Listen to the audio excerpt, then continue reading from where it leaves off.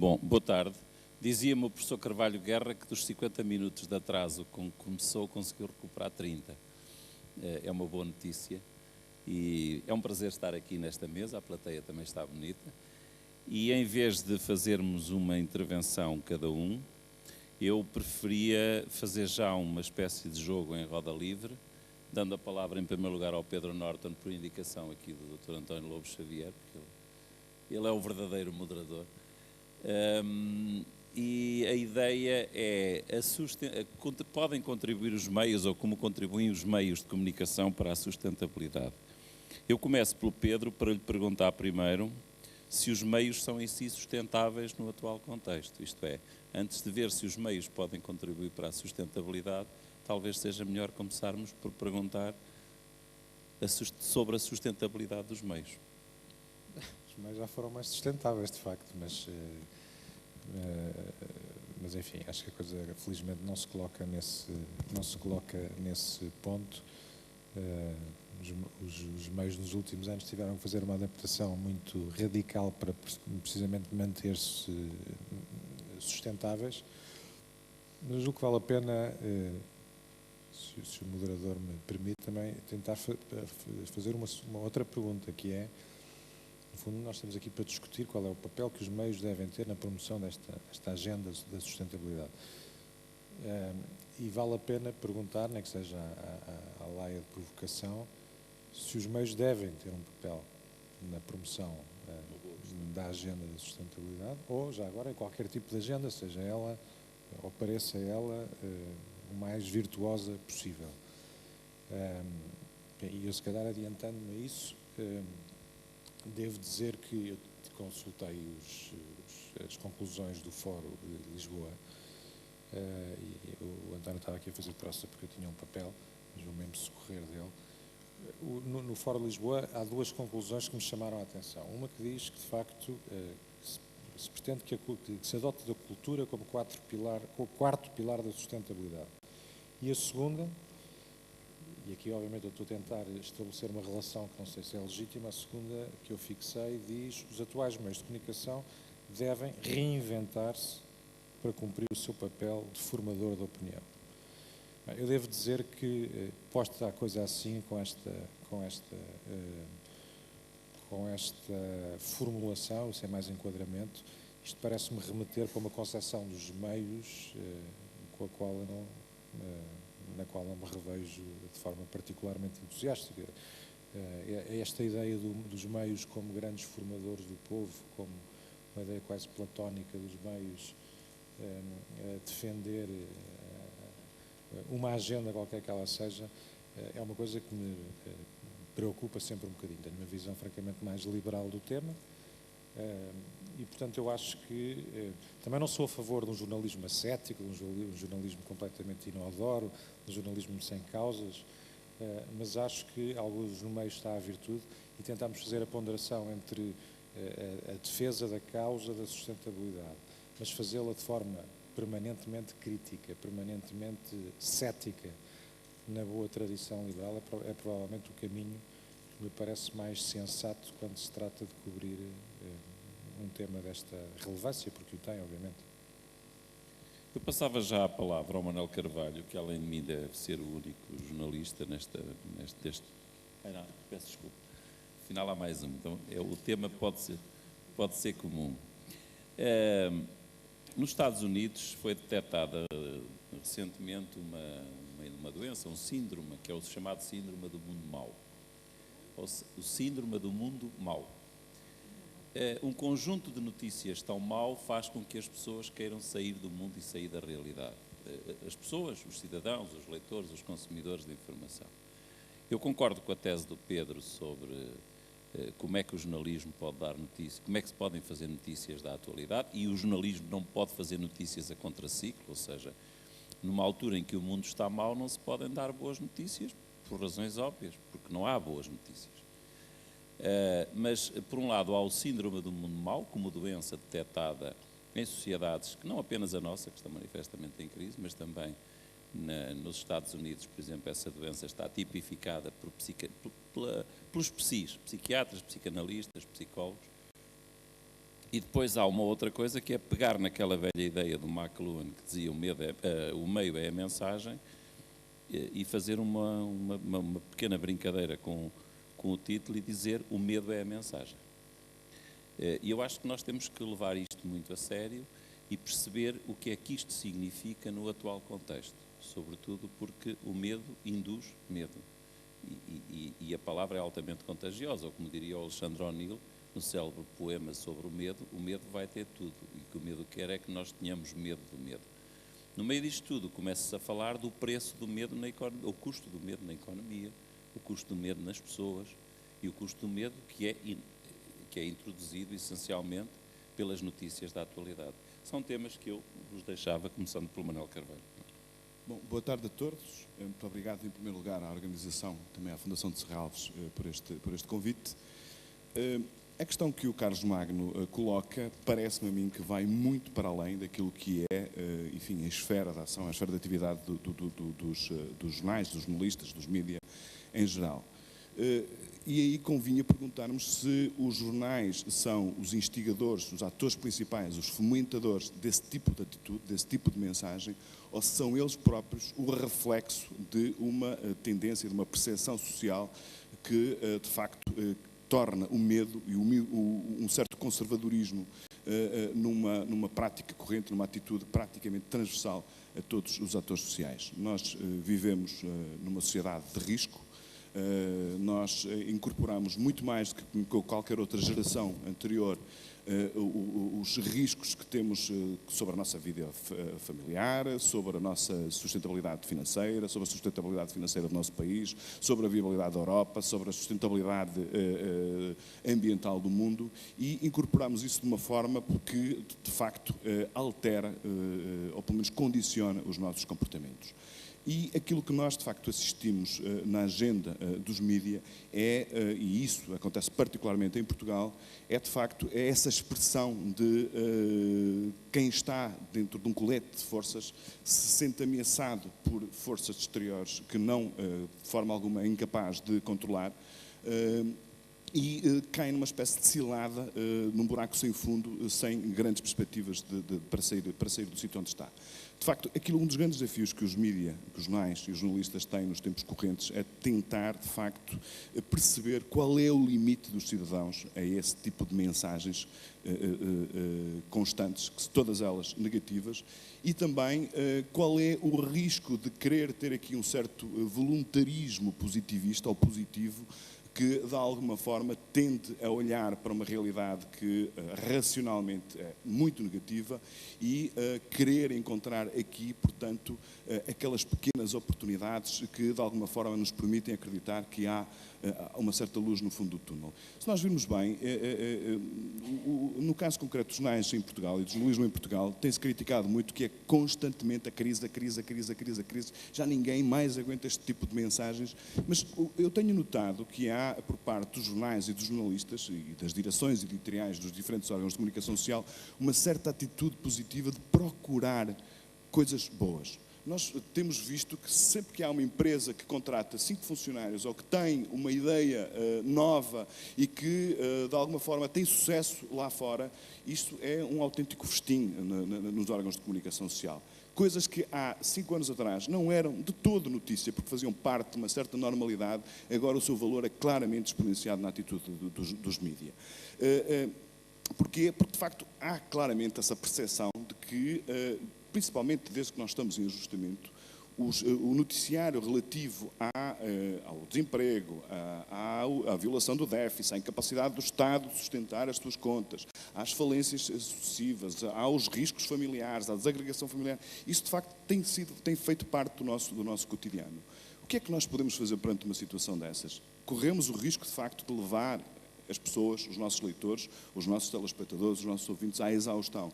Mas será que nós podemos recusar essa realidade? Será que nós podemos encontrar aqui uma espécie de meta-discurso que de alguma forma relativize o impacto da realidade concreta nas nossas vidas? No caso concreto dos Estados Unidos, isso é uma atitude de alguma forma mais filosófica. No nosso caso, é infelizmente uma atitude muito concreta. Nós sentimos isso nas ruas, na paisagem urbana das nossas cidades, onde as lojas fecham frequentemente. Portanto, muito sinceramente, respondendo a essa pergunta, Carlos, eu acho que de facto é um problema que eu sinto isso na minha redação e sinto isso na conversa que tenho com colegas de outros jornais. De facto, nós temos a percepção de que essa mensagem de medo, porque isto tem um outro perigo, mas também acho que é muito geracional, é muito do nosso tempo. Ou seja, se nós olharmos para a história de grandes desafios, grandes encruzilhadas, ou seja, grandes crises, sempre puderam ser de alguma forma discutidas e solucionadas através do debate de alternativas. Aquilo que nós não temos, de facto, em Portugal nem na Europa, é debates reais sobre alternativas e, na minha opinião, isto, enfim, extraindo da minha percepção sobre a atividade profissional, na minha opinião, isso depende, em grande parte, também, de facto, de um medo nos ter, de alguma forma, paralisado. Bem, eu peço desculpa, estão aqui mais dois jornalistas, além do João Luís Sousa, está também a Fernanda Pedro, e deixava a mesma pergunta para os dois, dizendo-lhes que a pergunta, do meu ponto de vista, é meramente retórica, porque tenho que a fazer por um lado, e por outro, acho que esta pergunta devia estar permanentemente na nossa cabeça para ver como é que fazemos a informação. E há quem diga que isto se resolve com inteligência crítica, em cada momento perceber como é que as coisas se fazem. Para uma plateia onde talvez não haja, afinal, tantos jornalistas como há na mesa, isto faz-me lembrar os tempos em que eu e um amigo do António Lobo Xavier dirigíamos a TSF, o Carlos Andrade, e era o tempo em que a TSF ainda dava notícias, e nessa altura, quando acontecia uma coisa qualquer que mobilizava toda a gente dizia que chatice, e o Carlos Andrade dizia, bom, deixa lá que isto é bom para o negócio. Que é uma perspectiva, não é? A questão que eu coloco é, na sequência do que disse o Manuel Carvalho, até que ponto é que não estamos também a matar a galinha dos ovos de ouro? Porque sendo bom para o negócio, acaba por se transformar na tragédia do próprio negócio. E eu vi jornais que um dia tiraram 150 mil exemplares e no dia seguinte estavam a tirar 20 mil e depois 10 mil. Mas é de um dia para o outro, numa semana para a outra. Não vou apontar casos, que os jornais já morreram, mas é muito interessante seguir estes fenómenos na paisagem mediática portuguesa recente. Fernanda. Eu, antes de mais, também quero agradecer o convite que foi feito pelo Amálio, que conheceu há pouco tempo. Eu até, inclusive, ele convidou-me como jornalista e paralelamente à minha atividade profissional, que já faço há 20 anos e que já há muitos anos também que trata este tema da sustentabilidade. Estou a fazer um doutoramento precisamente em sustentabilidade e desenvolvimento social e, portanto, tenho aqui um bocadinho o duplo sentido de, enquanto jornalista, então, e também como preocupação gosto e interesse neste tema. E, precisamente, até este tema, e tem muito a ver com a comunicação social, porque fui, talvez, das primeiras pessoas a escrever sobre sustentabilidade e até depois, inclusive, queria partir para uma outra, acho eu, também, além desta questão, e que tem a ver com aquilo que falou, que acho que é muito importante, relativamente ao impacto que também a própria comunicação social tem na sociedade e aquilo que ela pode gerar em termos de sustentabilidade. Na altura, quando falava, era um palavrão, ninguém sabia o que era sustentabilidade. Aliás, às vezes essa palavra nem cabia nos títulos do jornal, o que era uma chatice, porque nós tínhamos que fazer títulos pequenos e as pessoas não sabiam, nem perguntavam o que era sustentabilidade, e depois lá fora, mas o que é isso? Geralmente muito ligado à ecologia, mas não, isto é muito mais vasto. Hoje em dia, felizmente, e penso que a comunicação social tem precisamente também esse papel, dentro do lado da crítica, de informar, é mensagem, e isso faz parte dos desígnios da sustentabilidade, e a comunicação social tem um grande papel aí, precisamente em passar a mensagem, pode ser boa, pode ser má, inclusive naquilo que falava e que o impacto que ela pode ter, e pode ter outro verso da medalha. Eu lembro-me quando comecei a escrever sustentabilidade, e que se falava, e pouca gente falava, eu sou na área do imobiliário também para perceber o impacto que isso depois tem também na própria sociedade. E na altura, quem falava em imobiliário, em sustentabilidade, isso não existia, começou a existir, a aparecer com a arquitetura inicialmente bioclimática, depois a construção sustentável e por aí fora, e hoje em dia todos os projetos, todos têm que ter, pelo menos, todos fazem bandeira da sustentabilidade. E quando isto pode ser transportado até para o resto dos outros temas da sociedade, Quando chegou a uma certa altura em que a própria mensagem que era transmitida pelo jornal, porque o jornal é um veículo de informação, mas também de divulgação e de promoção das próprias empresas, produtos e por aí fora, não é? Temos também esse papel, quem critique ou quem não critique, porque naturalmente o jornalista e os próprios órgãos de comunicação social têm esse papel, com alguns mais acessos, de às vezes até seguir tendências ou não, não é? Mas o certo é que o papel que a comunicação social tem na sociedade e nos temas em questão é muito importante e pode ter os dois lados. De repente toda a gente fala na sustentabilidade, muito também pelos jornais que falam desse tema. E eu, a uma determinada altura, pensei assim, bom, e isto toda a gente fazia bandeira da sustentabilidade. Era um projeto sustentável, era um projeto que... E quando eu comecei a esmiuçar, bem, então, mas explique-me porque é que é sustentável. Porquê é que existe, porquê é que esse projeto, ou porque esse empreendimento tem esse desígnio de sustentabilidade. Se calhar não seria uma bandeira que também criada para poder vender? Será que realmente... até que ponto é que depois a própria comunicação social não pode ser manipulada pelo lado exterior para poder passar uma mensagem que muitas vezes pode nem ser real? Portanto, cabe, neste caso, ao jornalista e ao órgão de comunicação social fazer precisamente essa triagem, questionar, perguntar e fazer um trabalho de investigação que também hoje penso que está, infelizmente, nas nossas redações, nos nossos jornais, um papel muito diminuto para aquilo que se pode fazer em termos de jornalismo, que é um trabalho também de investigação, de análise, de crítica, e que muitas vezes, como aquilo fala, hoje o mundo está realmente muito... necessita ao todo ao minuto de notícias, muitas vezes as notícias más, são essas só que são valorizadas, quando que a maior parte das redações, infelizmente, por onde já passei, por grandes jornais, tive 15 anos no Expresso, agora estou há 2 anos no Sol, e, portanto, onde eu conheci realmente jornalistas que faziam trabalhos muito importantes de investigação de temas, e hoje, infelizmente, muitas dessas redações já não têm esses jornalistas, já não têm tempo ou recursos, ou mais, não sei, para fazer precisamente esse também trabalho de investigação, que eu acho que é tão importante na divulgação de determinados temas e de levar ao fundo temas como, por exemplo, até o da sustentabilidade, como eu há pouco referi, não é? Isso leva-me à questão, E agora? Não. O que eu estava a dizer era, isso leva-me à questão da sustentabilidade da própria crise. Um filósofo europeu de quem eu gosto muito, chamado Daniel Innerarity, costuma dizer que nós temos que ser mais inteligentes do que a crise para vencer a crise. E o que se está a passar muitas vezes, quer nas empresas, quer, sobretudo, nas redações, não estou a falar na gestão das empresas, onde o Pedro Norte acaba de sair de uma grande crise e sabe o que é superar uma crise com inteligência. É preciso ver esses exemplos. Como é que nós conseguimos ser mais inteligentes do que a própria crise?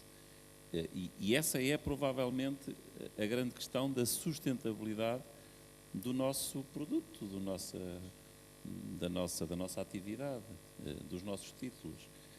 E deixava já essa questão para o João Luís Sousa, se é que tem microfone aí, para depois passarmos este lado, e o António Lobo Xavier, no fim, vai fazer a oração de sapiência sobre tudo isto.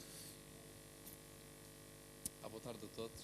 Queria agradecer, obviamente, a organização do fórum, cumprimentar os colegas aqui do painel por este tema tão desafiante como é o desenvolvimento sustentável e também este aspecto que Carlos Magno colocou da inteligência para ultrapassar a crise, ao fim e ao cabo para criar condições de sustentabilidade.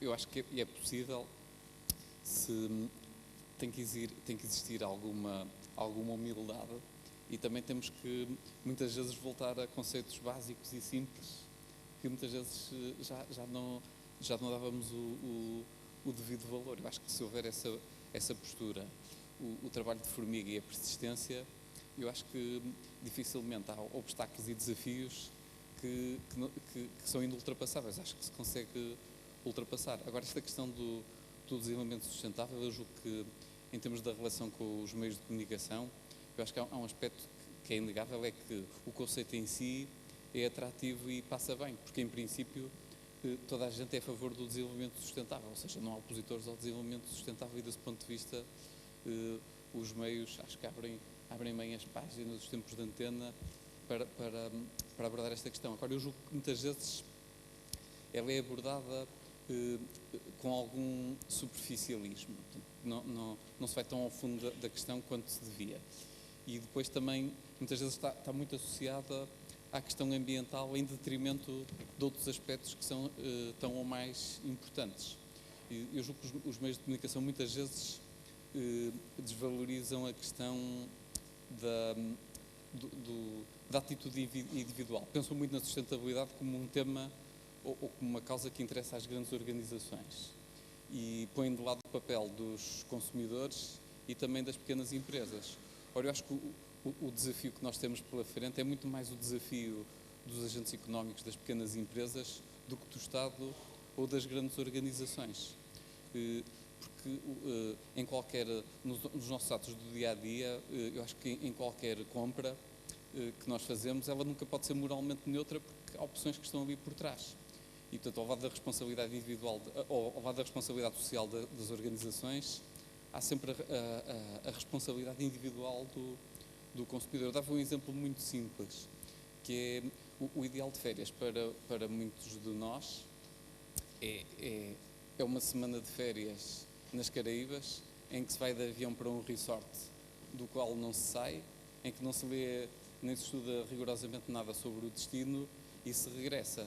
Ora, um avião gasta basicamente 5 litros aos 100 por passageiro. Portanto, uma família de 4 pessoas, só nessa semana vão logo 3.000 litros de combustível que tem emissões, são recursos que não são renováveis. Agora, eu acho que quem são as pessoas de nós que põem essa questão quando estão na hora de decidir? Eu acho que raramente essa questão se coloca e acho que é dos pequenos gestos que se faz a diferença. Eu para terminar também... Deixe-me só interrompê-lo para dizer que quando eu trabalhava em jornais e a gente olhava para o produto final, às vezes perguntava quantas árvores foram precisas abater para produzir este jornal que ninguém vai ler. Que é um bocadinho muitas vezes a mesma questão, não é? Sim, sim.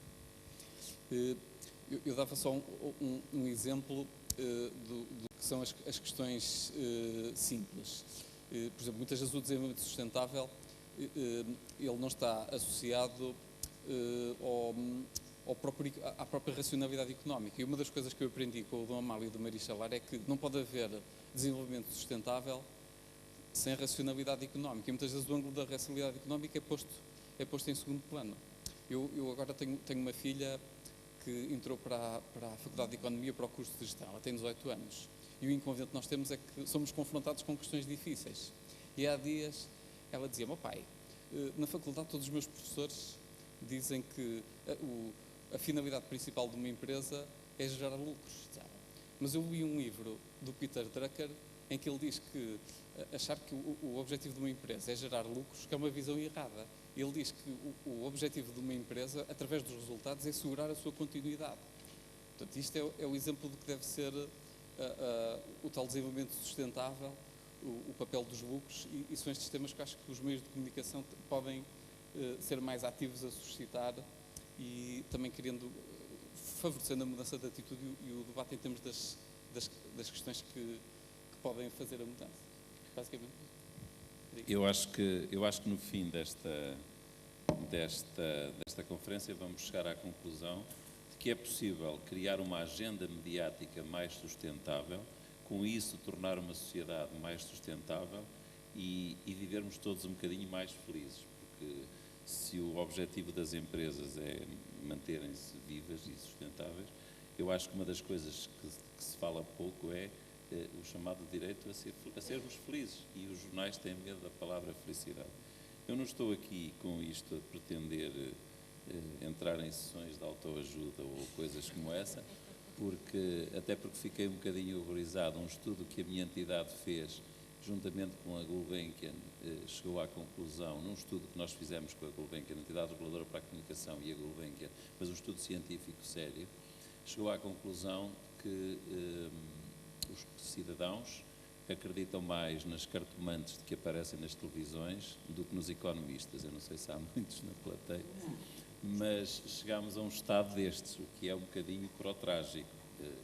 Em Espanha, por exemplo, eu sei que existe uma coisa terrível, que é fazer com que esses programas de tarô e de cartomantes só passem depois de determinadas horas, porque elas são verdadeiros caça-níqueis, e há muitas televisões, sobretudo regionais, que estão a viver à custa disso, porque exploram os telefonemas e vivem à custa dessas receitas de saber o futuro e dos...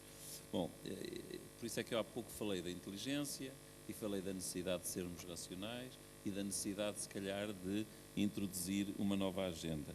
Eu dava agora a palavra à Bernardetta Cassarini, que é a diretora comercial da AEG, para nos dar a sua própria opinião sobre a sustentabilidade. Muy bien.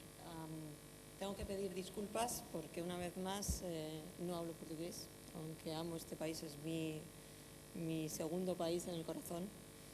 Pero en vez de pedir disculpas, y como me gustan los retos, yo me comprometo que la próxima vez seré capaz de hablar portugués. Y lo cumpliré, suelo cumplir mis retos. AEG es una compañía americana de seguros y hablando de sostenibilidad, muchas veces desde el sector asegurador parece que nosotros lo miramos de forma indirecta y de lejos. Parece que es como ese cartelito que nos encontramos encima de la cama en los hoteles, que nos recuerdan que estamos en un mundo sostenible, en que lavar las sábanas todos los días causa una contaminación. Nosotros tenemos nuestro propio ejemplo en las compañías de seguros con toda la documentación que generamos, todo el papel de pólizas. Y aunque estamos intentando evitar esa generación de documento, nos encontramos con el obstáculo constante de los propios consumidores que al contratar un servicio quieren tener en papel su póliza, su contrato, porque si no, no se creen que han comprado algo. Pero bueno, seguiremos evolucionando, pero desde luego ese es nuestro gran reto. Yo quisiera en este panel, soy quizás la única que completamente ajena al mundo del periodismo y medios de comunicación y dar un poco la perspectiva de los medios de comunicación y sustentabilidad desde el punto de vista de la empresa. ¿Cómo lo vemos nosotros desde nuestro lado? Desde luego, cuando gestionamos la comunicación, lo que buscamos es transparencia, claridad. Somos conscientes que los medios de comunicación tienen un efecto de bipolaridad. Son nuestros aliados para difundir información, difundir el conocimiento, pero también si hay algo negativo, si hay algo en lo que nos equivocamos, el efecto, la magnitud que puede cobrar las consecuencias de esa acción negativa son tremendas. Y esto lo enlazo con un tema que para mí está muy relacionado con la sostenibilidad, que es el efecto reputacional de todo lo que hacen las compañías. Todos sabemos que una empresa se crea con un ánimo de lucro. El objetivo primordial de crear una empresa es la creación de valor, esencialmente para el accionista. Pero esa es la historia de la empresa. Los economistas nos pueden contar muchas cosas. La empresa del siglo XXI no puede ni competir ni subsistir si no tiene un enfoque en sostenibilidad, en la responsabilidad social corporativa. Y en la responsabilidad social corporativa siempre hay un enfoque a iniciativas sostenibles. Y ahora la empresa tiene más valor, tiene una diferenciación en el mercado y por tanto consigue vender más y consigue posicionarse mejor en el mercado cuanto más activa sea su comunicación sobre esas acciones sostenibles y esa involucración, el nivel de involucración con la responsabilidad social corporativa. Y eso está demostrado. Se da por hecho que todos estamos acometiendo acciones sostenibles, pero obviamente si no lo comunicamos debidamente, de poco sirve. Y por tanto, yo me quedaría con ese mensaje, la sostenibilidad y la reputação corporativa. Excelente mensagem que eu não só como jornalista, mas também como presidente da entidade reguladora para a comunicação social considero que deve ser um lema de vida, porque se cumprirmos isso torna-se tudo muito mais fácil. Eu dava agora a palavra ao professor Carlos Alberto Capeto, da Universidade de Évora, pedindo-lhe também a sua abordagem pessoal desta questão. Muito obrigado. Eu, até como alentejano, não consigo, com este elenco de brilhantes oradores, acrescentar muito mais. De qualquer forma, o meu trabalho há muitos anos, e começou em Soria, a tentativa de perceber o que era a sustentabilidade. Fui lá há 15 anos, porque de facto a província de Soria é exemplar nesse aspecto, e é um conceito esotérico que continua esotérico. Eu tinha preparado uma apresentação que vou dispensar, de qualquer forma o título era As Dúvidas da Sustentabilidade, e portanto penso nisto pelo menos há 15 anos ou 20 e continuo com dúvidas, e de facto aqui na mesa hoje já foi dita uma coisa que é aquilo que eu lhe tinha escrito, e não combinámos nada. O que as pessoas querem, e a sustentabilidade para as pessoas é isso, é serem felizes, o resto é conversa. De preferência sem medo, e portanto querem viver em lugares seguros, em lugares que tenham as condições de vida que de facto ambicionam. Designadamente que possam viver na terra onde nasceram, porque essa é a melhor terra do mundo. Em Soria, nessa altura, há 15 anos, já falámos na dimensão da cultura como pilar de sustentabilidade. Mas não falámos numa palavra que para mim é muito cara, que tem a ver com a alma dos lugares. E, entretanto, esquecemos de uma coisa muito importante, que é o fazer o lugar. E nesta responsabilidade de fazer o lugar, há uma palavra que nós aqui em Portugal, não sei se em Espanha se calhar também um pouco, esquecemos, que é o dever. E todos temos o dever de fazer esses lugares seguros e esses lugares apetecíveis e lugares onde as pessoas sejam felizes. E isso é que é a sustentabilidade de maneira muito simples e que toda a gente percebe. O papel dos mídia, de facto, eu questionei-me. Para já obriguei-me a fazer uma apresentação e escrever um texto porque isso ajudou-me a organizar ideias. Mas de qualquer forma questionei-me porquê os mídia e a sustentabilidade e porque não os mídia e a saúde ou outra coisa qualquer. E portanto, os mídia como um papel transversal na sociedade e onde há indiscutivelmente, com mais ou menos discussão, e aqui em Portugal nós gostamos muito deste tipo de discussões, como serviço público, de facto tem um papel muito importante na criação destes lugares onde as pessoas são felizes em viver. E, portanto, pouco mais tenho a dizer ao fim e ao cabo. Foram 2 dias aqui de debate. Já aqui comentei para o meu companheiro de lado, o Dr. Pedro Norton, que um dos termos que aqui foi usado e curiosamente também já aqui foi referido, é o desenvolvimento inteligente. E é isso para onde temos que ir. Não sei se é sustentável, se não é, naturalmente que é. Mas esta década, que tem que ser uma década de transição, e eu tinha escrito ali também que a década de 80 era a década da produtividade, a 90 da qualidade, e o princípio de 2000, lamento, mas para mim é a década da insustentabilidade, a última década que acabamos de passar. E por isso estamos onde estamos, por muito que nos custe, e aqui neste fórum é chato dizer isto, mas é verdade. Agora estamos com um desafio de uma transição, e para uma transição para um modo de vida inteligente, porque é isso que precisamos. Eu vou já terminar. Há uma frase que eu usava muito quando tinha paciência para andar em muitos fóruns deste tipo e a fazer apresentações, e que terminava com este, e era rotulado de ecologista, etc., e terminava com esta frase que é assim: os antigos sabiam qualquer coisa que nós parecemos ter esquecido. E quem disse isto não foi nenhum ecologista, nem sequer foi o arquiteto Ribeiro Teles, foi o Einstein. O Einstein disse isto a propósito da utilização de energia. Os antigos sabiam qualquer coisa que nós parecemos ter esquecido. E é isto que nós temos que recordar, com a ajuda dos mídia, para caminharmos para um desenvolvimento, esse verdadeiramente sustentável, que naturalmente é inteligente. Professor, muito obrigado pela síntese dessa sua comunicação, que me parece que tocou no fundamental algumas das palavras que foram perpassando por este painel. E para quem, como eu, dá aulas de filosofia da comunicação e se dedica sobretudo à filosofia da linguagem, não pode deixar de ficar sensível sobre essa questão do qual, no fundo, para quem eu tenho um índice semanal de palavras que aparecem na comunicação social, quantas palavras novas entram no telejornal, por exemplo, e esse estudo é muito interessante, no fundo, perseguir as palavras, porque as palavras dizem mais sobre aquilo que nós estamos a fazer do que propriamente o que nós dizemos com as palavras. E, portanto, seguir a linguagem é muito interessante. E eu há dias também, antes de vir para aqui, também fui ver em que lugar do ranking é que está a palavra sustentabilidade. Não está muito bem classificada, de facto. É uma palavra, curiosamente, está melhor classificada uma palavra chamada empreendedorismo, que é uma palavra horrível, difícil de dizer, embora o conceito seja muito importante. Mas há, assim, palavras que nos entram de vez em quando e que são extremamente complicadas. Eu ainda gostaria de ouvir o Pedro Norton outra vez sobre uma coisa que ele falou no princípio, mas estamos todos ansiosos por ouvir o António Lobo Xavier. isto porque aqui há o ano passado o Dr. Balsemão veio de Davos e trouxe uma folhinha que distribuiu aos amigos, presumo que o Pedro Norton também recebeu, que era os riscos do mundo que aí vem, os riscos e incertezas do mundo global. É um trabalho feito também pelo El País, que ele depois sistematizou e onde colocava alguns riscos que serão temas da próxima agenda mediática. Os riscos eram o problema da fragilidade dos Estados, a questão demográfica, e falava depois de outra coisa, duas coisas, aliás, uma delas eu permito-me trazê-la para aqui, que era as chamadas forças obscuras da conectividade. Isto é, como é que hoje se contacta e como é que hoje se comunica nas sociedades e como é que isso ultrapassa os meios tradicionais. E depois tinha também uma outra coisa que eram os excessos fiscais.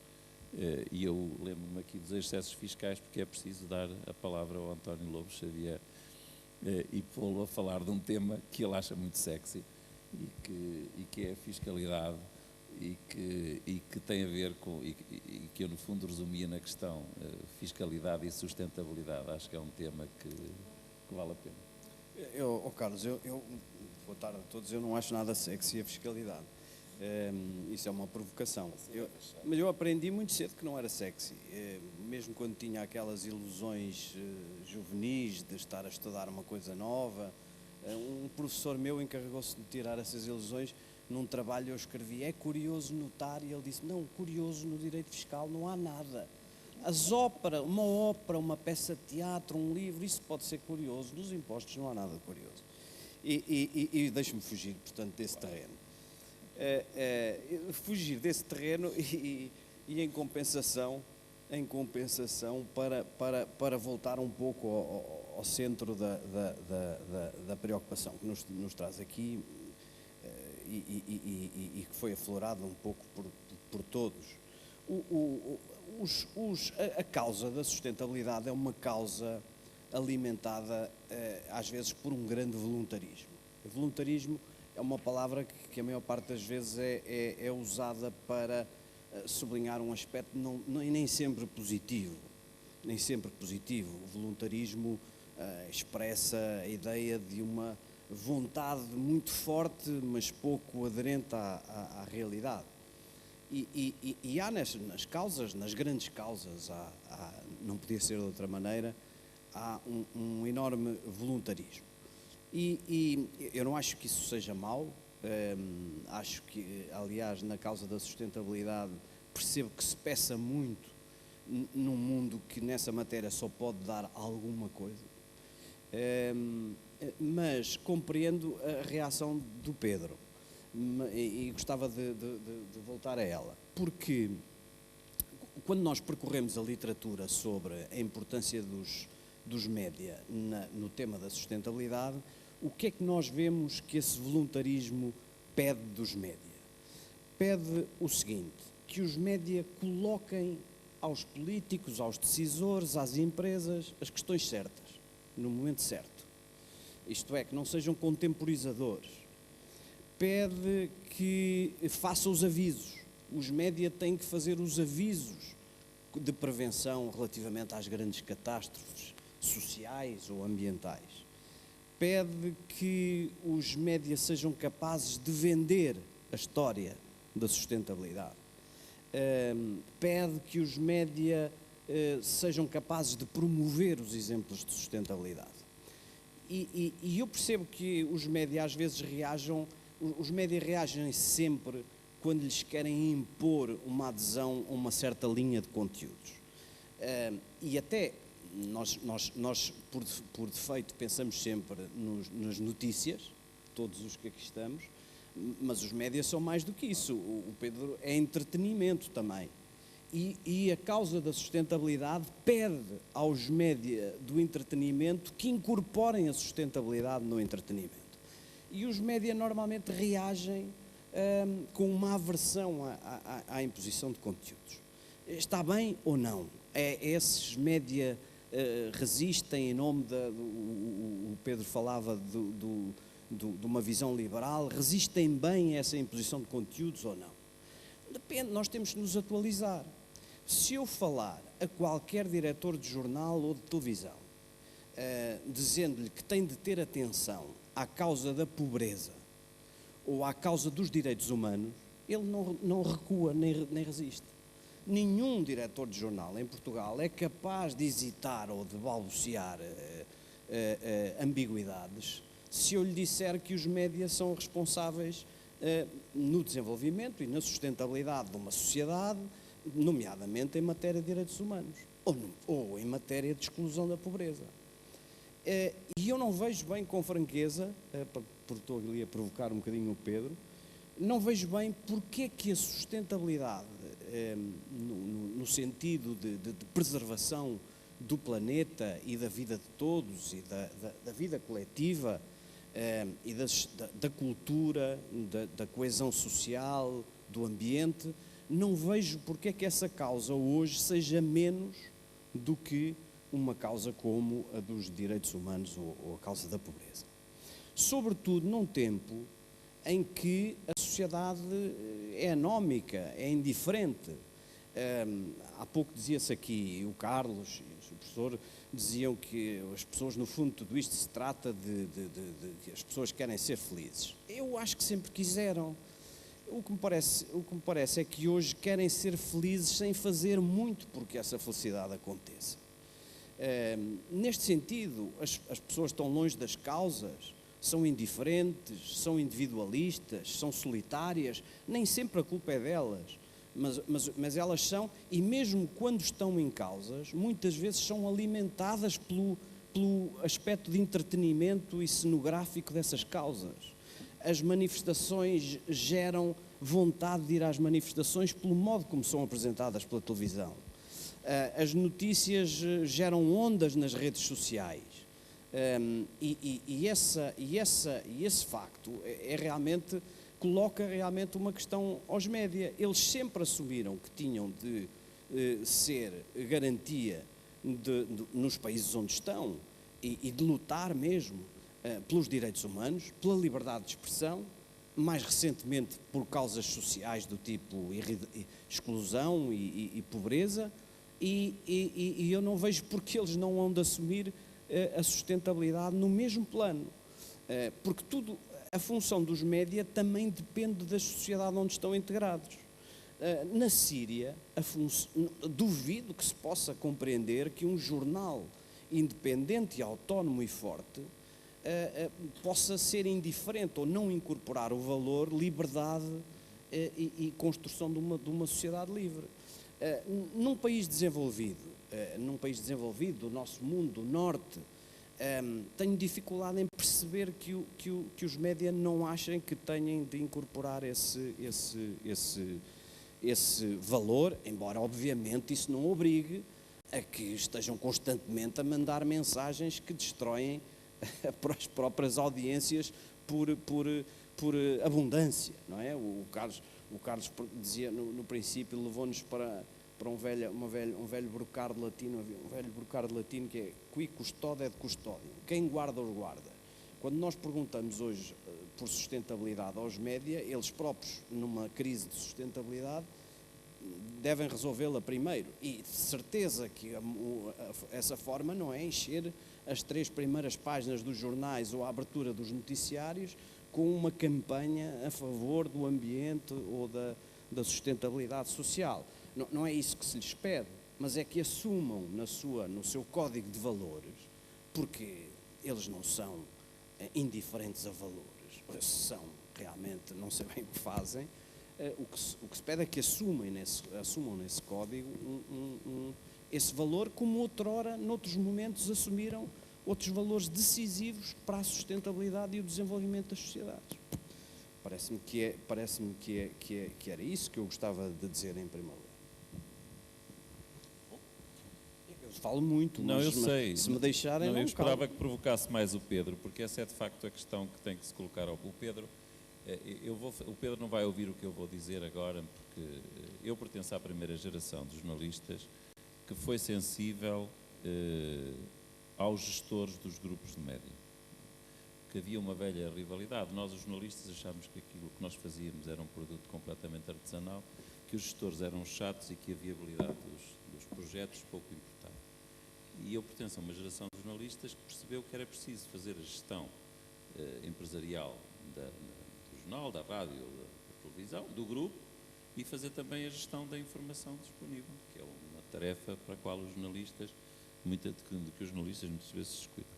E percebi que o Pedro, que é gestor desta área e que tem crónicas na Visão, continua a assinar crónicas na Visão, eu habituei-me a olhar para o Pedro como alguém que, estando com um pé nos média, nomeadamente na Visão e gerindo o grupo todo, ele tem uma sensibilidade grande para a agenda.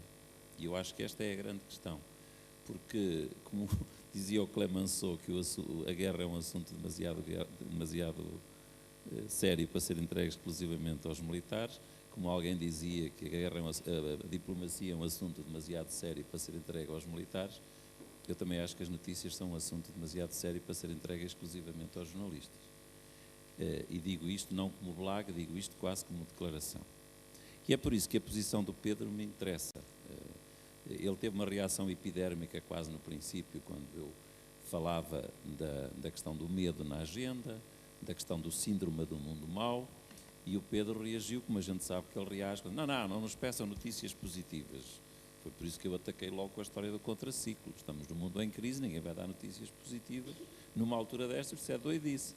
Agora, o assunto implica uma segunda ronda, a começar pelo Pedro, para calibrar um bocadinho a questão. De facto, temos andado às vezes em loucura completa e temos ido nas asas da crise, a voar com a crise, percebendo que isto é bom para o negócio, mas percebendo também que estamos a acabar connosco. Bem, estamos a discutir várias questões ao mesmo tempo, tentar responder a cada uma em separado. Vou começar por esta última. Eu não acho que existam notícias boas e notícias más. Existem boas notícias e más notícias. São coisas diferentes. Notícias bem feitas e notícias mal feitas.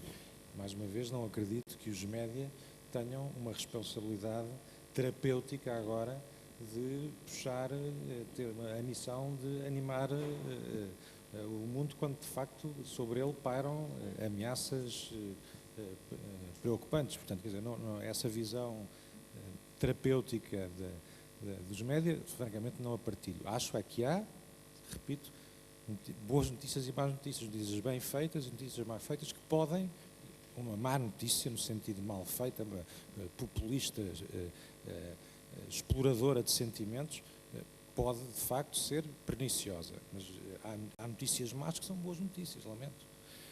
Primeiro ponto. Segundo ponto ali em relação ao António. Eu não disse aliás disse explicitamente o contrário, que os média não devem ter causas. Eu trabalho num grupo de comunicação social, é uma visão muito particular, mas que eu acho que, cuja sustentabilidade, sustentabilidade é uma palavra péssima em termos comunicacionais. Alguém devia trocá-la, porque é uma palavra péssima. Mas eu trabalho num grupo de comunicação social cuja sustentabilidade, em boa parte, está ancorada na defesa de causas. O Expresso nasce em 73 na defesa da democracia e da liberdade, bate-se mais tarde pela adesão à União Europeia e tem ao longo dos anos abraçado causas com mais ou menos vigor. O Expresso foi dos primeiros jornais portugueses a falar mais a sério sobre o tema dos oceanos, numa altura em que era uma questão mais ou menos esotérica. E, portanto, já agora, já que falamos em sustentabilidade, não temos tido pejo nenhum, nem do ponto de vista jornalístico, nem do ponto de vista corporativo, em abraçar a causa da sustentabilidade, se quiserem, ou de forma mais redutora aos temas mais ambientais, como causas que temos seguido de forma relativamente próxima. Agora, dito isto, o que eu estava a dizer ao princípio, provavelmente culpa minha, o António não percebeu, eu acho que a defesa de causas tem que ser feita num espírito que é um espírito permanentemente crítico, num espírito permanentemente cético. Eu não gosto de verdades fáceis, de consensos politicamente corretos e, portanto, acho que as causas podem e devem ser defendidas. Não tenho o catálogo de citações de filósofos que o Carlos tem, mas lembro-me do Bertrand Russell, a certa altura, dizer qualquer coisa. As verdades devem ser admitidas como tal, sempre de forma tentativa, até poder aparecer evidência que que as destrone. E eu acho que esta atitude cética na forma como se defendem as próprias causas é algo que nós não podemos perder sob pena de, aí sim, estarmos a fazer, acho eu, mau jornalismo. Portanto, eu acho que as duas coisas não são incompatíveis. A defesa de causas, digo até mais, no século XXI, o papel dos mídias, provavelmente, é cada vez mais menos um papel de olhar para, de relatar o passado e mais um papel de pensar o futuro. E desse ponto de vista, o papel dos mídias é cada vez mais um papel de pensar a sustentabilidade no seu sentido mais lato. Agora, repito, pensá-la de forma crítica, de forma cética, de forma plural e não embarcando em consensos fáceis e demagógicos. Muito bem, acho que este painel se vai aproximando do fim. Eu gostaria, no entanto, que todos fizéssemos mais uma pequena ronda, porque ficaram coisas em aberto, e eu lançaria um repto para 15 segundos ou 30 segundos a cada um, mas 30 segundos literalmente, porque aqui vai mais uma citação. Há um grande pensador espanhol chamado Eduardo Punset, que teve o programa Redes na televisão e que toda a gente conhece. Ele começou por ser ministro da Europa no Filipe Gonçalves, do tempo do Soares. Ele é economista, trabalhou no Banco Mundial, foi ministro da Europa, depois virou várias coisas. Neste momento é divulgador científico e dizem-me as pessoas que andam na divulgação científica um homem muito credível. Publicou livros interessantíssimos traduzidos em português, e ele costuma dizer uma coisa que é: a felicidade é a ausência de medo, o que corresponde também àquilo que nós aqui fomos dizendo. Ser feliz é não ter medo, e era nesse sentido que eu há pouco falava da felicidade, é não ter medo. Agora, se nos vendem o medo todos os dias, faz lembrar o tempo em que a gente ia aos filmes de terror, não é? Para ter medo antigamente, mas depois também a gente sabia que tirando o som aos filmes de terror, eles não metem medo, porque o efeito dos filmes de terror é um efeito subliminar, muitas vezes induzido pela própria banda sonora. Vejam o Shining, por exemplo, sem som, e aquilo dá vontade de rir, mas pronto. A questão que eu coloco aqui agora é a questão da agenda, e tudo numa pergunta só ou numa palavra só, que é a agenda que nós temos, a agenda mediática. E a agenda mediática é um pedaço do espaço público mais partilhado por toda a gente. A agenda mediática é uma agenda sustentável ou não é sustentável? A atual agenda mediática, a nossa, a portuguesa. É uma pergunta que tem que se fazer aos editores, tem que se fazer aos publishers, tem que se fazer aos jornalistas e tem que fazer os cidadãos. Porque aquilo que nós sabemos que está a acontecer é que os cidadãos estão a abandonar o espaço, estão a abandonar os meios. Hoje, as pessoas vou falar de rádios, as pessoas vão às rádios para ouvir notícias e saem das rádios para não ouvir notícias. Ouvem uma primeira notícia e debandam. Picam o rádio à hora certa, ouvem a primeira notícia e a seguir desligam, procuram música. E estes fenómenos não acontecem por acaso, se calhar porque as notícias são em playlist. Portanto, nós temos aqui vários problemas complicados. E a questão que se coloca é a agenda. Isto é um bocado como a história do Pedro e do Lopo, as pessoas deixam de acreditar quanto à utilidade efetiva ou quanto ao fundamento das notícias. Por isso acho que temos que recentrar um pouco as agendas e haver uma certa mudança de atitude para melhor. Manel. A agenda é sustentável. Eu não acho que haja uma agenda, há muitas agendas, embora lá está, eu acho que a tua pergunta se refere em concreto àquilo que se pode designar como uma certa agenda mainstream, que de facto a preocupação que a tua pergunta coloca, eu partilho dela, é que há de facto uma certa uniformidade, uma certa pobreza de ideias que faz com que a maior parte dos mídias se repita e anda atrás da reação, em vez de parar com esse ciclo, na maior parte das vezes vicioso, e ir à substância das coisas, ou muitas vezes, como diz o Pedro Norte, eu estou completamente de acordo, olhar para a frente. Tem que ser muito rápida.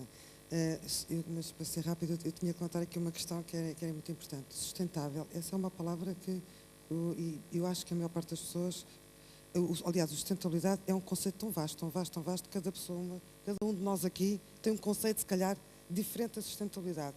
É difícil dizer concretamente o que é sustentabilidade. E se fôssemos perguntar a todas as pessoas que aqui estão, cada um de nós, cada um, se calhar, pensava de uma forma diferente. Inclusive os especialistas mesmo não gostam da palavra sustentável. Sustentável tem outro significado, mas vamos falar em desenvolvimento sustentável. A sustentável não pode vir dissociado de desenvolvimento, portanto, é os princípios da sustentabilidade. E, portanto, o que é uma agenda sustentável, para quem? Para quem a faz? Mas pode, se calhar, ser para quem a faz, será para quem depois a segue. Há aqui, porque a sustentabilidade, se calhar, que fala o Carlos, se calhar até pode não ser a minha sustentabilidade, aquilo que eu acho que é sustentável, porque é tal coisa, sustentável não é a palavra correta a dizer, mas sim desenvolvimento sustentável. Oh, Carlos, eu acho que a agenda não é sustentável em qualquer dos sentidos. E se o Carlos prometer imunidade aos intervenientes numa história de comunicação que vou contar, eu contá-la-ia. Na semana passada, o assunto da semana foi um despacho do Ministro das Finanças que supostamente impedia às universidades de comprar tomates, cebolas e papel e agrafos. No nosso programa, um de nós tinha a ideia de que isso era motivo para pedir a dissolução da Assembleia da República e a demissão do Governo. Foram avisados os meios de comunicação de que isso iria para o ar. Isso foi dito no programa. Na hora seguinte, a TSF fez disso abertura exclusivamente com essa declaração e sem nenhum contraditório. Logo a seguir, os meios online estavam exatamente a dar essa notícia sem declaração, sem nenhum contraditório e sem nenhum sentido crítico. Passou uma semana, ninguém fala do despacho, nem os reitores, nem os intervenientes no tema. O despacho saiu completamente da agenda, não interessa nada a ninguém e as pessoas não têm sentido crítico para perceberem e criticarem, nem têm força suficiente para se fazerem ouvir, para perceberem e criticarem que foram objeto de uma manipulação informativa que tinha muito pouco interesse. Eu não estou a dizer que não tenha impactos concretos, tinha muito pouco interesse como realmente um assunto daquela dimensão.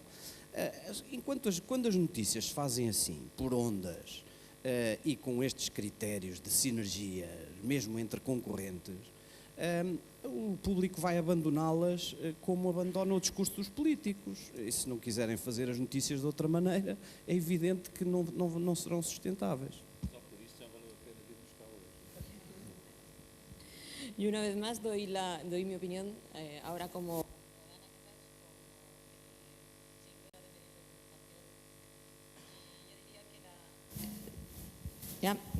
Diría que desde mi punto de vista la agenda no es sostenible, pero también quiero dejar otro pensamiento que daría lugar a otro debate, y es que yo pienso realmente de sostenibilidad, acciones que llevan al desarrollo sostenible, se divulgan mucho más a través de los medios sociales que desde el canal de los medios de comunicación tradicionales.